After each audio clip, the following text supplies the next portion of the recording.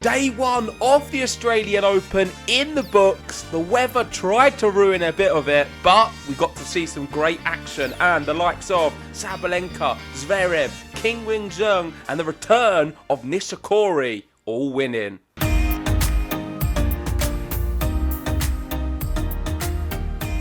That's right, day one is over, and like you said in the intro, the rain, it just came from nowhere, and I thought, well, we're going to have a complete washout on what's normally a super hot tournament, but it didn't disappoint. There was some heat on the tennis court, and none other than Kei Nishikori doing it again, comes back from 2 sets to love down to win in 5 sets. He saved a match point as well. I mean, I thought this guy was probably done and dusted in his career a few years ago, but to see this little resurgence that's been happening recently from him, I think it's excellent. And do you see how packed the crowd was? Everybody willing him on to win. What a story. He had a great week, obviously, leading up to the Australian Open. We thought, can he continue that great form? It looked like he was just going to go straight out. But in true Nishikori fashion, you've said it many times on other podcasts, probably the best player in a 5th set that you can probably even think of. And I don't know how he did it, but he did it in style. Well done. 4 hours, 2 minutes, I think this one was. I say it every single time we speak about Kei Nishikori or I see his name mentioned. I say he is the 5-set king. And he won this match from the position you're showing on the screen.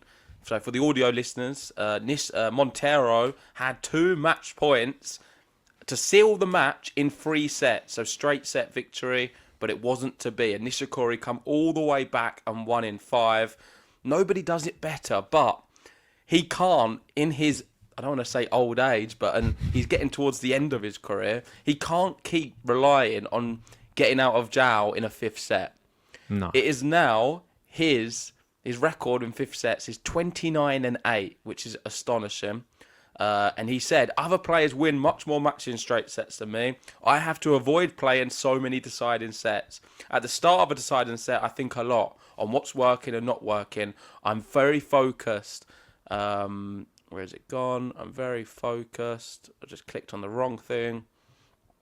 At the start of the deciding set, I think a lot on what's working and not working. I'm very focused every time I play a deciding set, and it shows. He seems to be able to find his best in these moments, but it's not a sustainable model. He can't keep relying on a 5th set because he's going to start losing them.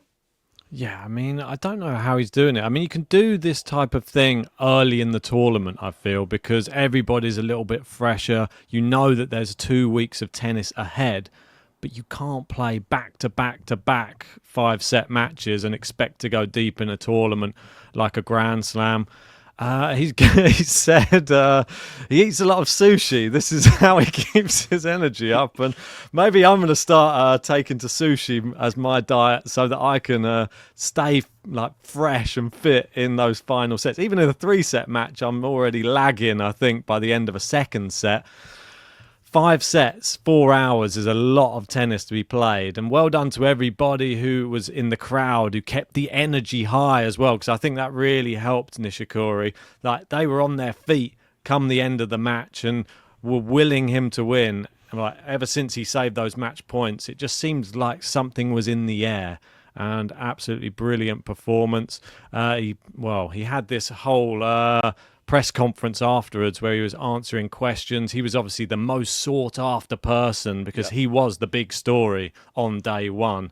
Yeah, we were trying to work it out, wasn't we, Ben, before starting this podcast? What's going to be the title of day one? And we were both in agreement that it has to be Nishikori.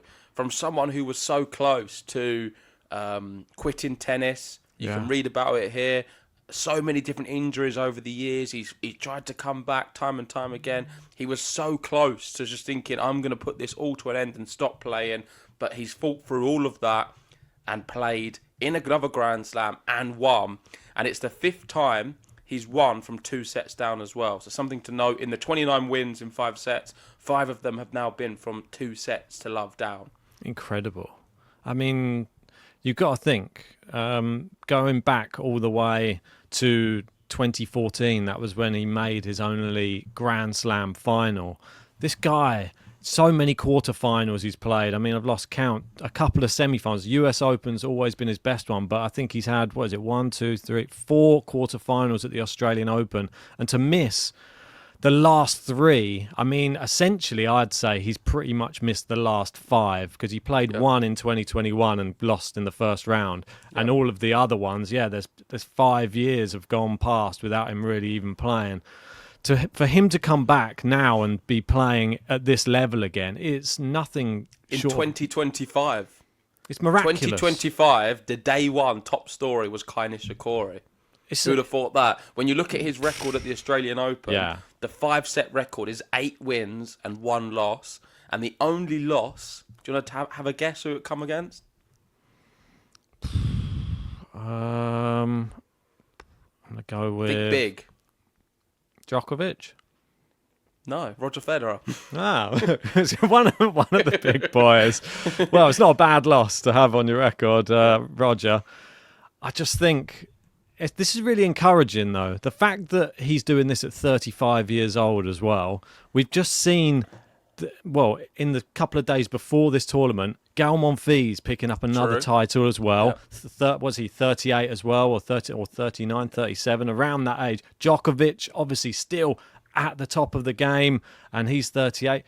This is really encouraging. This, I think, you have to really look at how well, the science is coming on with getting players healed from long-lasting injuries, making players play like longer, deeper into their 30s. And these are top players like Monfils, like your Nishikoris, like your Djokovic's. Could we see someone like your Alcarazes and Sinners come another 10 years' time, 15 years' time? Will they be playing even longer? Because, it's all growing. All the knowledge in every sector, technology, biology, everything. I think that we're seeing right now, players are actually being able to have more longevity. Yeah. And on Monfils, I've got the stat here. So at 38 years and 4 months, Monfils become the oldest singles champion since the ATP Tour was formed in 1990. Before that record was Roger Federer in Basel 2019. He was 38 and 2 months. So Monfils has got the record for the oldest player to win an ATP title. I agree with what you're saying. With the science, with technology, the way the sport is developing, we're going to see players playing a bit later. We're seeing it already with what Nadal did, and same with Djokovic. And I think it's a matter of time until we see someone win an ATP title at 39 or even 40. Yeah, and I don't maybe Kei Nishikori. Has he got another 5 years or so? Well, he's looking brilliant, and I think he's such a consistent player. He's got all of the tools, like backhand, forehand. See, one of those backhand winners that he hit, it was absolutely incredible. And Montero actually played very well. Play well. Yeah. I mean, he's a lefty. He's a bit awkward to play as well, but he was hitting the ball so hard trying to finish that match, and Nishikori just would not go away. So you've got to give him credit because it was not an easy match, and people might look at Montero and think oh, well, he's not the highest ranked player, probably a good one for him to play. I think Montero could have beaten quite a lot of other players on their day, and Nishikori now, one to watch in the draw. I mean, we were sort of saying, how far could he go? Who's he got next? Well, that's exactly what I was just about to look up. But yeah, I'm just going to have a quick goog of that and find out. It's to be determined. So it must be, obviously, because someone Tommy else Paul or Chris O'Connell.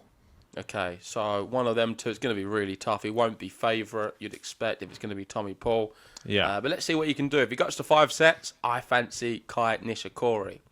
Yes. Moving on to some of the other stories, we've got Alex Zverev claiming his 26th men's single match win at the Australian Open, equaling Tommy Haas for the second most of any German at the event in the Open era, behind only Boris Becker. But forgetting the German side, this is the greatest player to not win a slam in the history of tennis.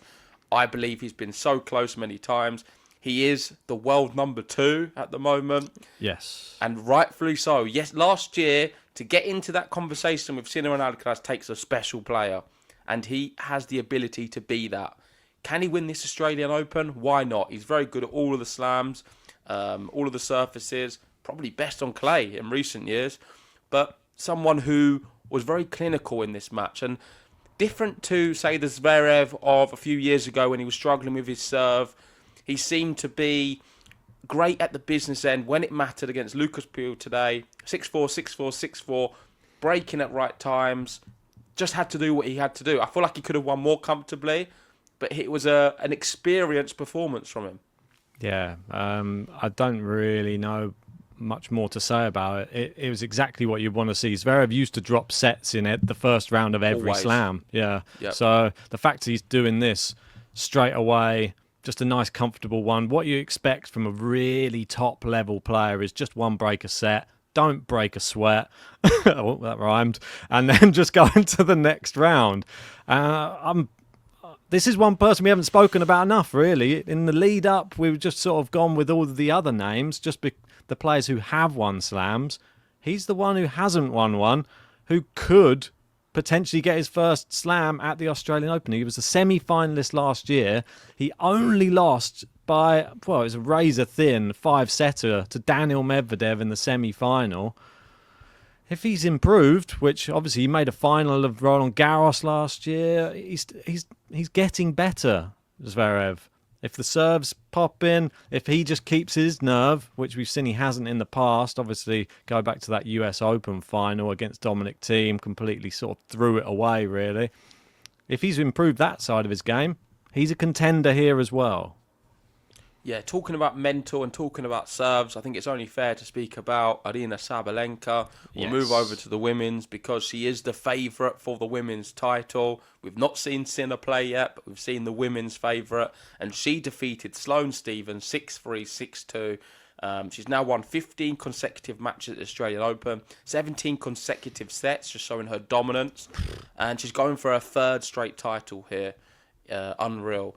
6 wins and 0 losses in 2025. She's already got a title, beating Miguel Kudermetova, Polina Kudermetova in the final. Yeah. And they've wrote here, the Tiger's hungry. They often call her the Tiger.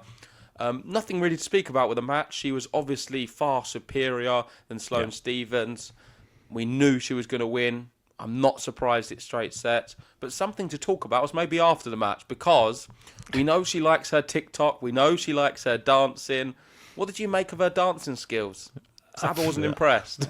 No, I just think she brings so much fun to the tour. That's exactly what we need. I mean, Sabalenka's been doing a lot of these TikTok dances and stuff with her team, that type of thing. There was even like one... What was the one recently where she was writing on her coach's head or something? Yeah. There's a lot of weird things coming out of the camp, but I think she's great for social media. She doesn't take herself too seriously. This is what we need in women's tennis, especially. I think we need more fun characters coming out like this. I mean, we've got a few in men's tennis, but they always tend to be a little bit like more controversial characters that are spoken about, not so much like the fun, jokey type. I think probably one of the main people who does it on the men's side, probably Djokovic. He's always up for a laugh, wearing a crash helmet to sign like stuff and that type of thing last year. Saba, I love it. I think the dancing, it's always a bit funny. On a side note with this, and this is more of a personal question, which is also to you as well. I know that in your personal life before, many years ago, you used to do some singing, you used to do some... I don't think you'd ever did any dancing, did you? No, I steer clear from that. But you used to do some singing in front of crowds. Watching this, it did give me this thought in my mind. I just don't understand how people do it. I would say I'm a relatively confident person in so many aspects. But when it comes to a big crowd of people where everyone is looking in on me, in like an arena, or if you're a presenter, like performing on a stage, I think that is just another level of confidence altogether. You've often said to me how you've dealt with it. It's just blocking out all of the faces and you just maybe look at a focal point. Yeah, for sure. Like, I could feel that she was a little bit awkward. Like, what's your thoughts on some of the things I've said there?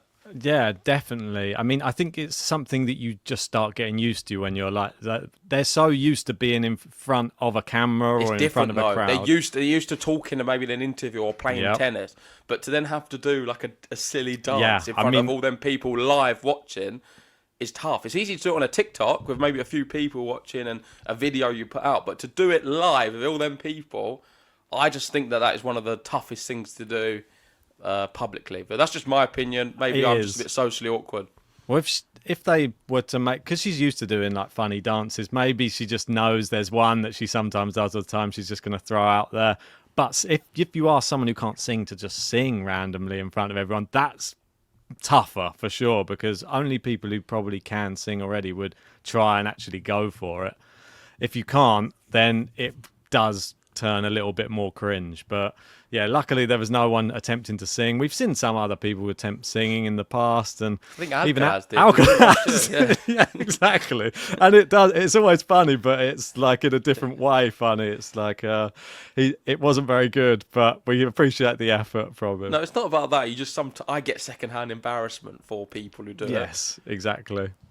I know. It's one of those awkward moments where you think, like, why have you put him on the spot a little bit there? Like when they asked Alcaraz about naming his favourite female tennis player, and they couldn't say anyone. And it's just like, what have you done to him? You've just embarrassed the guy on the spot.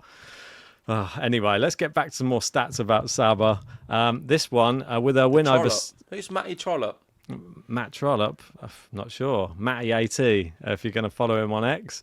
With her win over Steven, Sabalenka has now won 15 consecutive matches in a row on Rod Laver, moves into an outright 10th place in the all-time list of the win streaks. Her last loss on that court was in 2021 to Serena Williams in the 4th round. And here's the list. Djokovic with 33 straight wins. Monica Seles 26. Hingis with 25. Agassi 25. Djokovic again 22.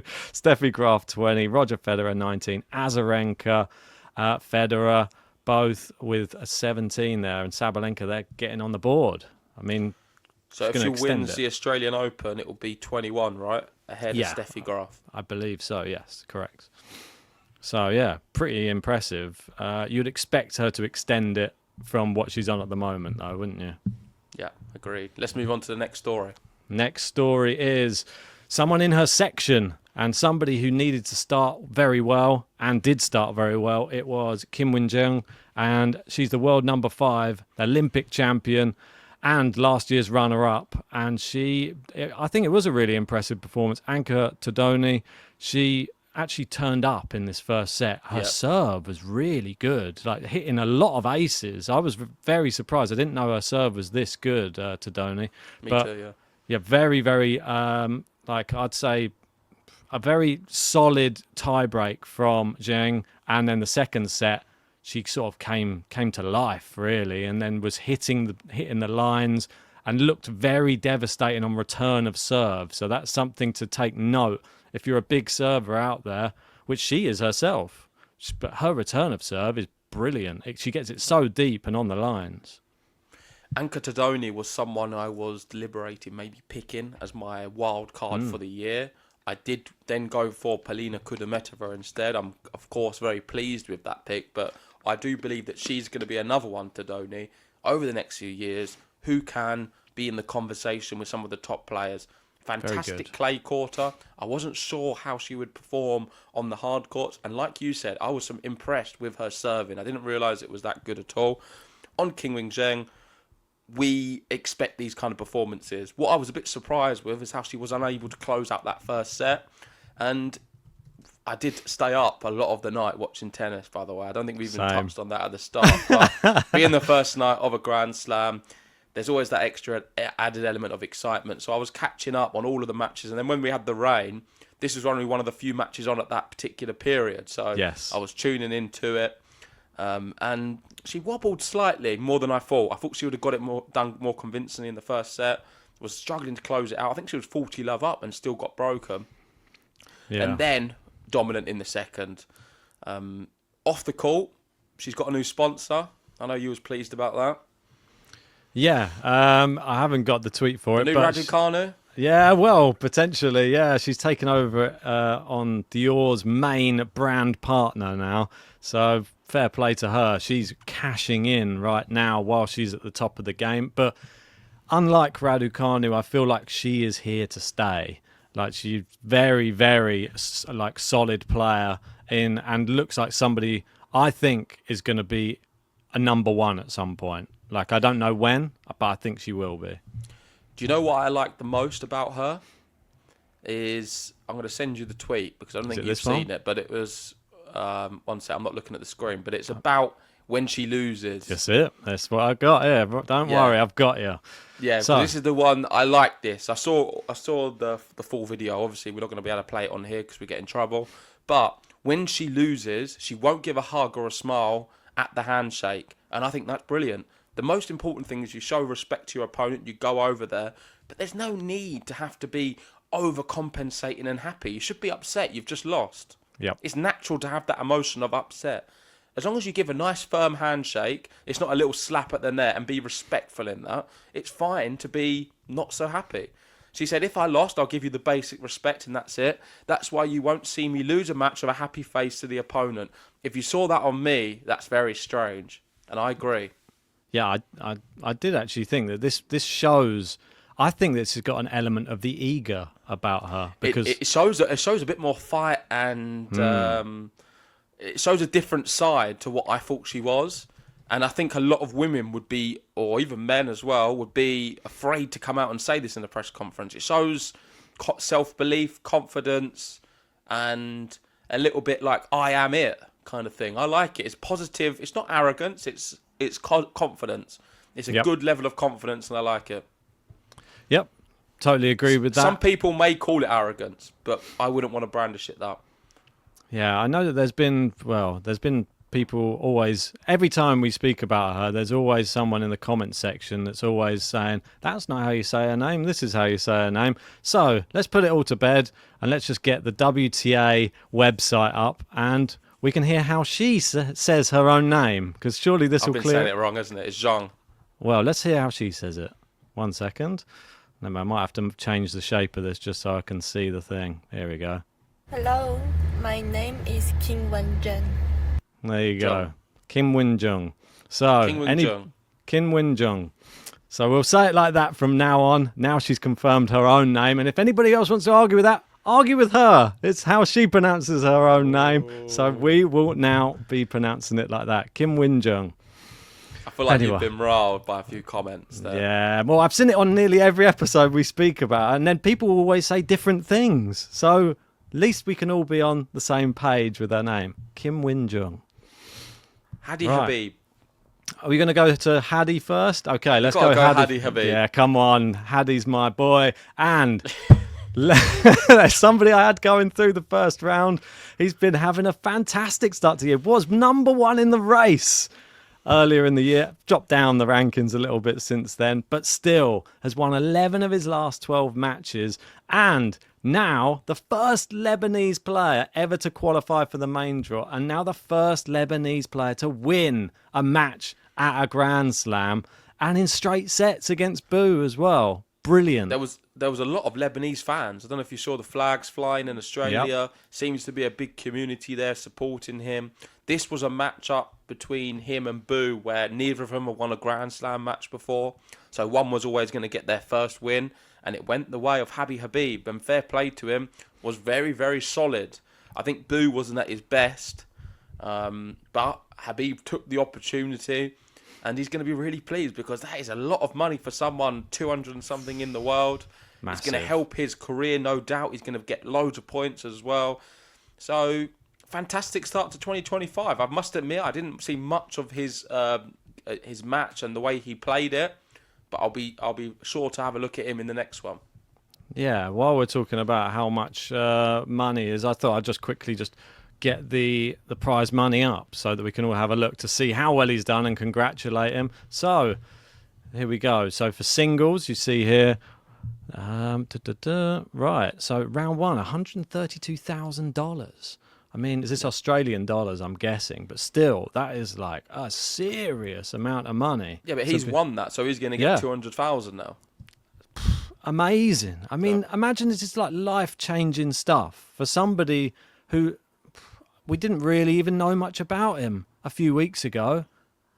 It's incredible. I mean, well done to him. I'm actually now going to just quickly try and find out who he's going to be playing next. Just bear with me 1 second, because I think we've got to speak about it and just see how we think he's going to fare.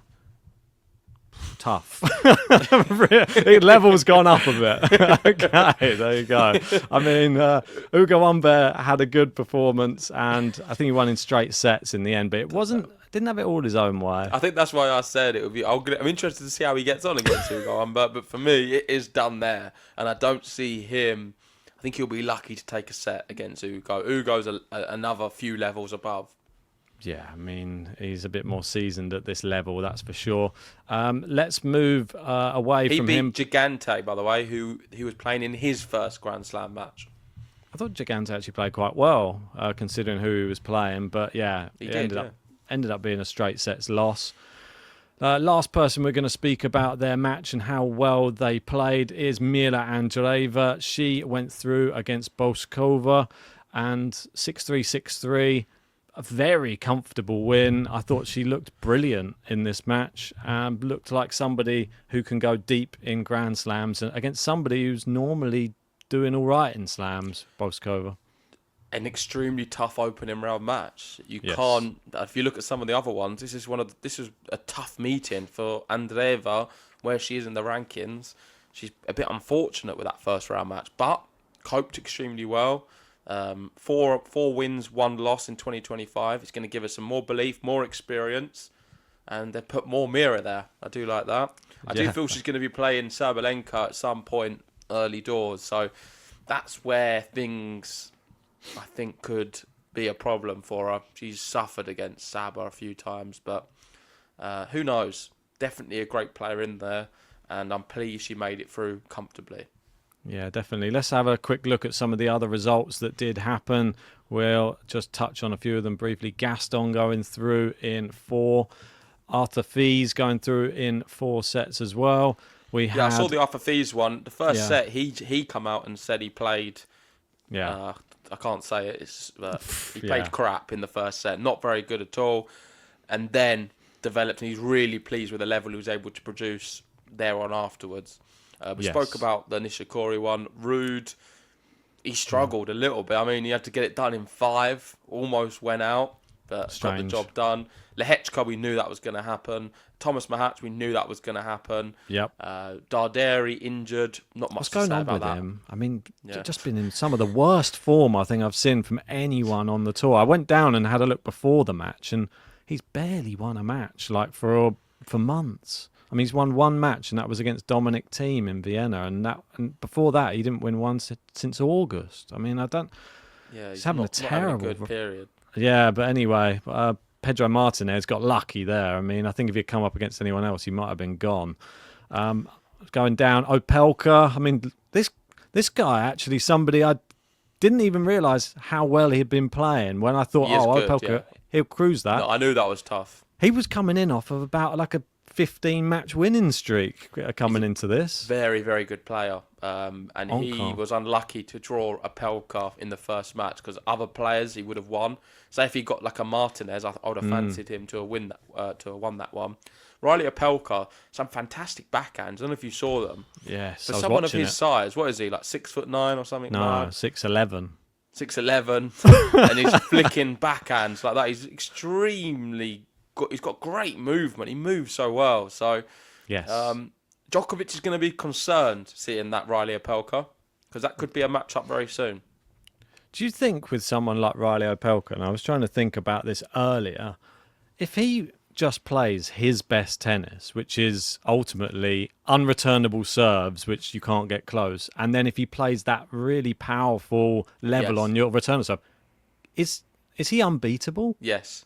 Yeah, I think so. I just think it's so hard to. I think it's so hard to do, if not borderline impossible. Against Djokovic, he did play the best at top level for 60-70% of the match, and that is enough to beat Novak Djokovic. So if you can do that, say 80%, 90% of a match, he will beat anyone because that serve, he's not going to get broken. So if he's thundering them all down into the corner every time, he's going to hold all of his serves, and he's not that bad on the return. So I think he is a robot in the sense of he is unplayable if everything's perfect. Is it all perfect with him? It's rare. It's rare. It's difficult to do. And that's why we don't see the likes of John Isner's and the players before him, Karlovic, go on and win slams. Yeah, very, very difficult. I think that it's to keep that serve and your mental the whole way through that match. You see some of those service games he was going to deuce. I was like, how is this possible? To give his opponent credit, he was reading some of the serves and getting first serves back in with winners. I was like, that's pretty incredible. But moving down, the other big comeback of the day, Konton Alice came back against Walton. He was 2 sets down, 1 in 5. Well done to him. I mean, that was an incredible performance. Moving down to the women's, anybody else you want to touch on here? Leylah Fernandez, your girl, winning in straight sets. Yeah, made hard work of it, I guess. Considering her opponent's not a great player, who's not in good form. But the most important thing, she's made it through and she's in the hat for the next round. So there's always a chance. Towson beating Noskova. I didn't have that. I thought Noskova was going to do some damage. Some people in our comment section had her going quite far, Noskova. Wow. But it wasn't to be. And Towson's in good form. And you picked this one, didn't you? Yeah, I picked this one. I only based off the fact she just won a tournament. I just thought if she continues playing that well, she has a chance. And it wasn't easy. You can see 3 sets against Noskova, which goes to show they were both got a bit unlucky drawing each other in the first round there. Noskova obviously did really well last year.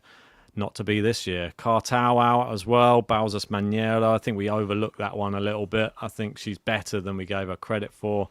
And then just wrapping it up, let's go down the last match of the day that was on, and it was the home faithful Daria Saville. Everyone was trying to will her on to beat Blinkova.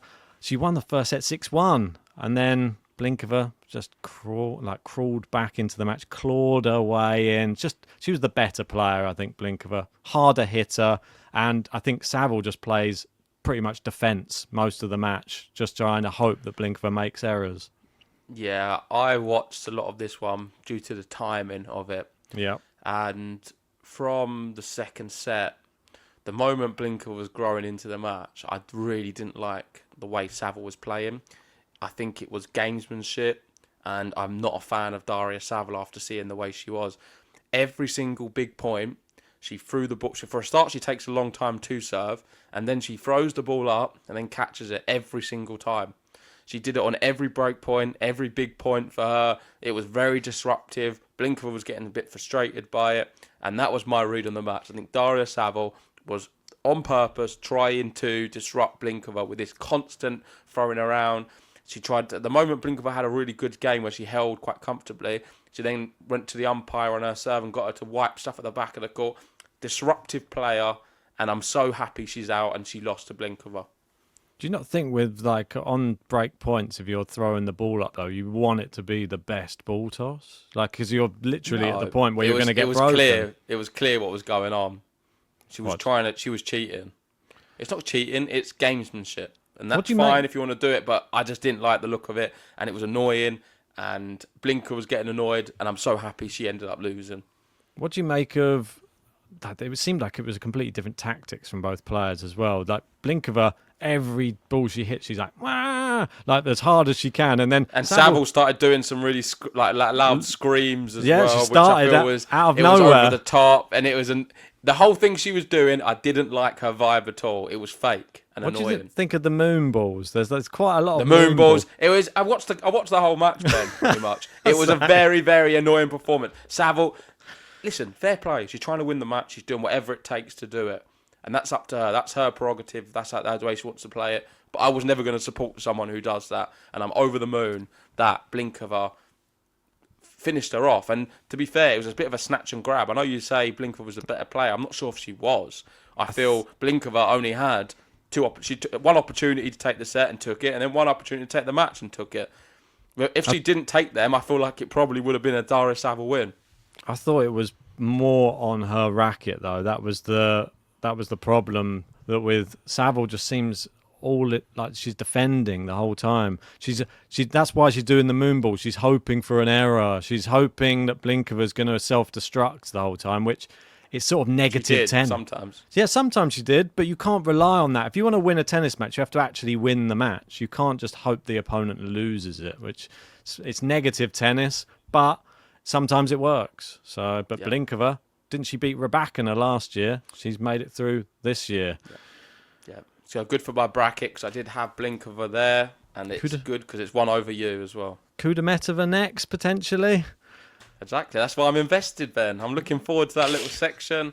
Let's see how Polina goes. Of course, she's still got to play her first match first. Yes. But thank you for watching, everyone. This is our day one review of the Australian Open. We'll be back daily now for every single day of the Australian Open to do these podcasts, speaking about the action.